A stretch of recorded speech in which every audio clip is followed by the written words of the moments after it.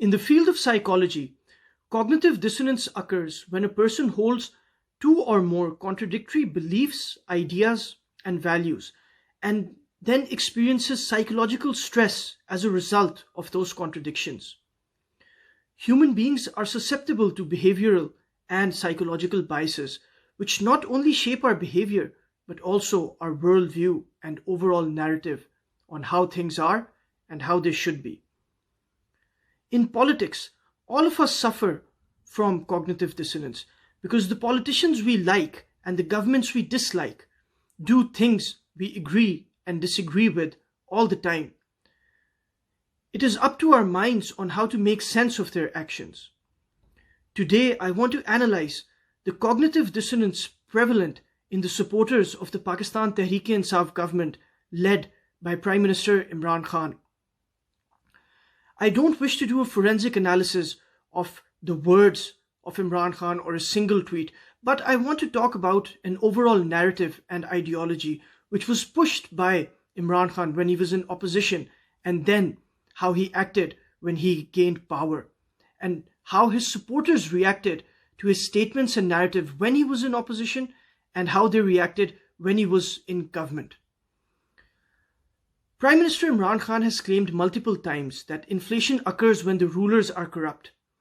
When petrol prices increased in previous terms, Imran Khan criticized the previous governments for throwing a petrol bomb on the citizens.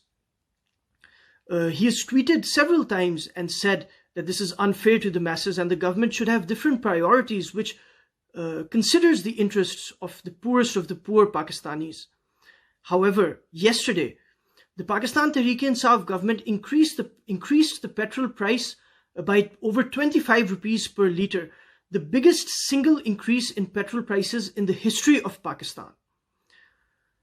The supporters of PTI had a different decision to make. Were they in favor of increase in basic utility prices or not? 2 years ago, Imran Khan had criticized governments for doing the same thing.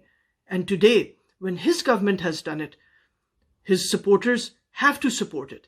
And thus, they enter a state of cognitive dissonance in which a lot of psychological stress is experienced due to the contradiction between both of these statements. In a similar way, Imran Khan raised a lot of hue and cry over corruption by previous governments. His entire narrative could be summed up in one word, and that was corruption and the fight against corruption. However, Imran Khan's own government is muddled by various corruption allegations. During his government, the FIA, which is the Federal Investigation Agency, released a report which was called the Sugar Inquiry Report, which held that several members of the PTI, including former Secretary General Jahangir Khan Tareen, was responsible for artificially increasing the prices of sugar, which incurred a great loss not only to the national exchequer, but also the people of Pakistan who had to pay an artificially higher price for sugar. A similar crisis exists in the wheat industry, where wheat barons close to this government are doing what they have always done. These barons have been part of all previous governments. But today, PTI supporters who used to rally against corruption are now defending the corruption of their own leadership. Again, this is an example of cognitive dissonance. When Imran Khan used to speak against the sugar mafia, the wheat mafia, and the petrol mafia when he was in opposition, his supporters stood by his narrative and his claims that these mafias were working against the interests of Pakistan. But today, when these mafias are still dictating the policies, the economic policies of the government, the supporters are defending these statements. It must be difficult to be a PTI supporter at this crucial time, when one day they have to defend OBL being a martyr and the next day defend the largest ever increase in petrol prices per litre. However, cognitive dissonance is not easily resolved. I am not a psychologist and cannot advise on how to counter this psychological ailment, but I can help you figure out solutions on how you might be able to solve this cognitive dissonance. It is important to follow ideologies rather than individuals, in my experience.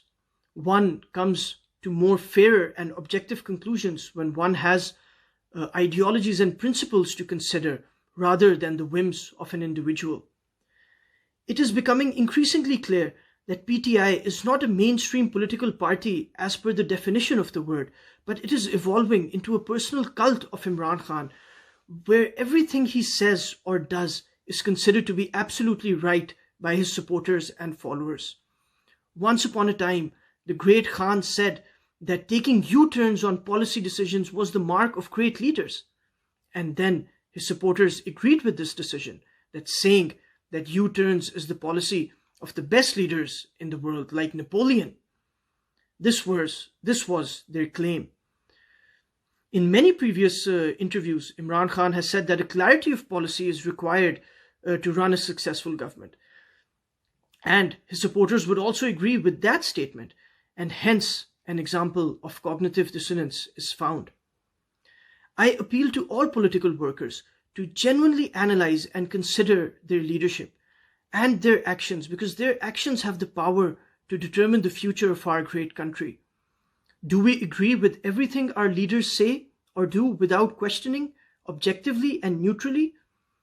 Or do we investigate the truth ourselves and determine whether a person is speaking the truth or not, whether a person is sincere to Pakistan or not? Thank you very much.